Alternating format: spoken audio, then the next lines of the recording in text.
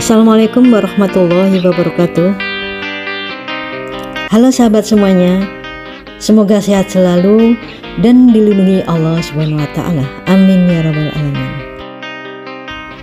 Ikatlah ilmu dengan catatan dan berbagilah dengan sekeliling agar bermanfaat. Perkara memaafkan memang sangatlah sulit. Seakan-akan kita harus memindahkan sebuah gunung dari satu tempat ke tempat lain. Barang siapa memaafkan di saat dia mampu untuk membalasnya, maka Allah Subhanahu wa Ta'ala akan memberinya maaf pada hari kesulitannya. Dari HR At-Tabrani. Sebagai renungan bahwa Allah Subhanahu wa Ta'ala merupakan zat yang maha pemaaf. Allah Subhanahu wa Ta'ala bahkan menerima taubat seorang hamba dengan dosa yang paling berat sekalipun. Ada sebuah kisah yang termaktub dalam kitab An-Nawadir karya Syekh Syihabuddin Ahmad bin Salama Al-Misri Al-Qalyubi Asy-Syafi'i. Kisah ini menceritakan pertemuan antara iblis dan Fir'aun, dua makhluk Allah Subhanahu wa Ta'ala yang dikenal sebagai sosok yang hina karena selalu melakukan hal-hal yang sangat tercela. Dikisahkan suatu hari iblis mendatangi Fir'aun. Mereka pun asyik terlibat dalam suatu percakapan. "Apakah kamu mengenaliku?" tanya iblis kepada Fir'aun. "Ya," jawab Fir'aun. "Kau telah mengalahkanku dalam satu hal," kata iblis. "Apa itu?" Fir'aun bertanya dengan wajah yang keheranan. Dengan sifatnya yang sombong, tentu ia tidak ingin dikalahkan oleh siapapun. "Kelancanganmu mengaku sebagai Tuhan, sungguh aku lebih tua darimu dan lebih berpengetahuan dan juga lebih kuat ketimbang kamu.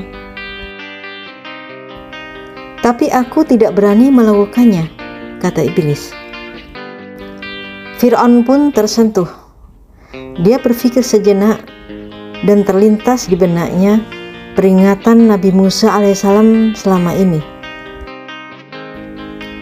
"Kau benar, namun nanti aku akan bertobat," kata Fir'aun dengan percaya diri. "Jangan terburu-buru," sangga iblis. "Penduduk Mesir akan menerimamu sebagai Tuhan.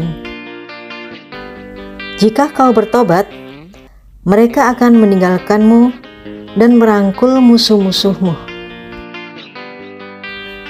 dan akan menghancurkan kekuasaanmu hingga kau tersungkur dalam kehinaan," bujuk rayu si iblis. Tentu saja si iblis tak ingin Fir'aun kembali ke jalan yang benar. Akan lebih baik baginya apabila Fir'aun tetap kufur dan menemaninya kelak di neraka. "Ya, kamu benar. Namun, tahukah kamu siapakah di muka bumi ini yang lebih buruk daripada kita berdua?" tanya Fir'aun. "Ya, orang yang tidak mau menerima permintaan maaf orang lain, dia lebih buruk dariku dan darimu," jawab Fir'aun. Hikmah dari kisah ini adalah sungguh hina mereka yang enggan memaafkan orang lain.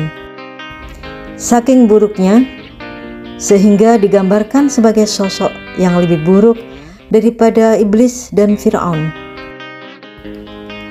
Dan begitu sulitnya dilakukan, tak heran apabila seorang yang tidak memiliki sifat pemaaf disandingkan dengan Fir'aun, bahkan dengan iblis. Menurut Syekh Mahmud Al-Misrid, memaafkan adalah pintu terbesar menuju terciptanya rasa saling mencintai. Jika orang lain mencerca kita, sebaiknya kita membalasnya dengan memberi maaf dan perkataan yang baik. Jika seseorang memiliki kesalahan kepada sesama manusia, mungkin saja kesalahan itu sulit untuk dimaafkan.